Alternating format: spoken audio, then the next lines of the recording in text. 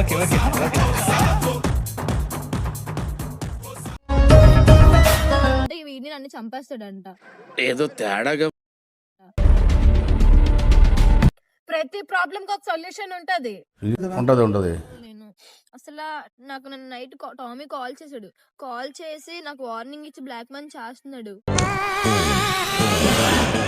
ఆహా విధాడిందిరా నీతో నీ వింత నాటకం.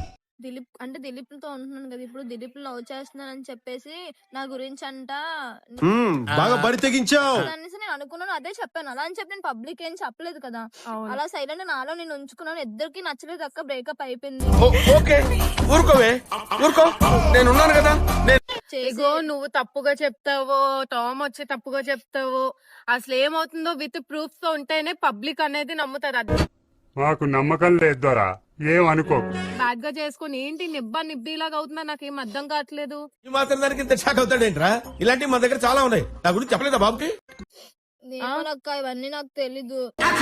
సాంప్రదాయిని సుప్పిని సుఖపూసని నవ్వు ఆపుకుంటున్నావు కదరా. నీకన్నా నేను తప్పుగా చెప్పాను అని అంటున్నాడు. నేను తప్పుగా చెప్పడానికి ఏముంది, నేను డైరెక్ట్ పబ్లిక్ గా చెప్పాను. నీ గురించి చెప్పలే. మన ఇద్దరికి బ్రేకప్ అయింది. తను వద్దనుకున్నాడు, నేను వద్దనుకున్నాను. ఇక్కడతో అయిపోయింది. మళ్ళీ మధ్యలో దిలీప్ అవుతున్నాడు. దిలీప్ అవుతుంటే నువ్వు ఎలా పెళ్లి చేసుకుంటావు అని పెళ్లి చేసుకుంటే వీడిని నన్ను చంపేస్తాడంట. నాకు ఏం చేయాలో తెలియట్లేదు.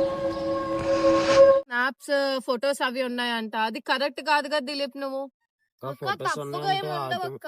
జస్ట్ ఇలాగా ఇలా చెయ్యేసుకుని ఫోటో దిగుతాడు అంతే. సెల్ఫీ అలా తీసుకుంటాడు.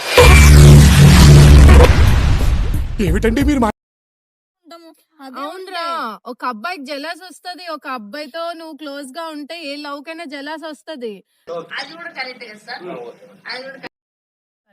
ఏ అబ్బాయికైనా ఫీలింగ్స్, ఎమోషన్స్ అవి ఉంటాయి.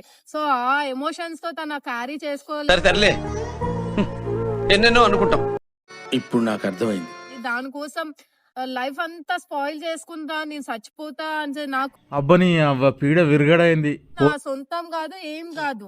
నువ్వు అలా వాయిస్ రికార్డ్ పెట్టేసరి నాకు తెలిసిన అమ్మాయి కాబట్టి నేను వచ్చి నీకు ఇలా చెప్తున్నా. ఓవర్ యాక్టింగ్ లాపేయ్. ఏదైనా స్ట్రాంగ్ గా ఉండాలి. లేదక్క, టామీ వల్ల నేను చచ్చిపోతున్నా. ఇదైతే నీ తల్లి ఎందుకు చెప్పు? అందరూ నిన్ను చూడాలనిగా, అందరూ నిన్ను కోరుకోవాలనిగా. వాడు నాకు చెప్తాడు, నేను ఆల్రెడీ రిలేషన్ లో ఉన్నాను వేరే అబ్బాయితో, నేను పెళ్లి కూడా చేసుకుంటున్నాను. నాకు దయచేసి తన కోసం అయితే టాపిక్ తేవద్దు, లేదా బ్లాక్ కూడా చేసేస్తాను మిమ్మల్ని అని చెప్పి. నీలాంటి దాని వల్లనే నా భారతదేశంలో ఉన్న మగాళ్ళంతా మట్టి కసిపోయారు. అసలు ఇటువంటి పాశ్చాత్య అన్నాను. ఇప్పుడు పబ్లిక్ దృష్టిలో ఎలాగుందంటే నేను అంటే ఎంతో రిలేషన్ లో వెంటనే వస్తాను కదా, అందుకని చెప్పి నన్ను తప్పుగా ఇప్పుడు నీ గొంతు వినపడకూడదు, లేదంటే నీ నాలుగు కొలిసి అవతల పడదెంగుతాను. అర్థమైందా? కూర్చొని నువ్వు నా గురించి తప్పుగా చెప్తావో చెప్పుకో, కానీ నేనైతే చచ్చిపోతాను. నీ పేరే రాసి చచ్చిపోతున్నాను. ఇప్పుడు కూడా వీడియోలో ఇదే చెప్తున్నాక నేనంటూ చచ్చిపోతుంది పక్క టామీ వల్లే. Flash back a few moments later. అంటే ఇప్పుడు ఇద్దరు కూడా స్టూడెంట్స్ నాకు తెలిసి, సో ఫ్యూచర్ లో ఏం చేద్దాం అనుకుంటున్నారు ఏంటి? చెప్తాను విను. నేను ప్రేమిస్తాను, ఇతను పెళ్లి చేసుకుంటాను, ఇంకోటి దొరికితే ఉంచుకుంటాను. ఫ్యూచర్ లో ఏం లేదన్నా, ప్రెజెంట్ లవ్ స్టార్ట్ చేసాం అంతే.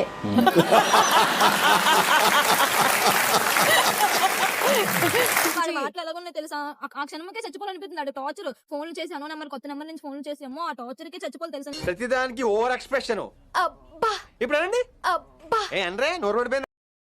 నిజంగా వాడు అసలు నేను ఏ తప్పు చేసాను, రిలేషన్ లో లేను, వదిలేసాను అంతే, అయిపోయింది. సరే నేను నిజంగా నేను కావాలనుకున్నాడు అయితే ఫస్ట్ ఆఫ్ ఆల్ నాతో ప్రశాంతంగా ఈడ అన్ని తెలిసిన క్యాండిడేట్ ఎవరైనా ఉన్నారంటే అది మన ఆస్కార్ అవార్డు విన్నర్ రాధిక అక్క.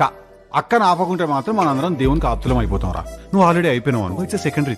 పర్వాలేదు, నేను నా గురించి నువ్వు చెప్తావా, నా కోసం చెప్పడానికి నీకు ఎంత ధైర్యం. నేను ఏం చెప్పాను అసలు తన కోసం, తను చేసిందో చెప్పాను కదా. అది కూడా క్లారిటీగా నేను చెప్పలే పూర్తిగా.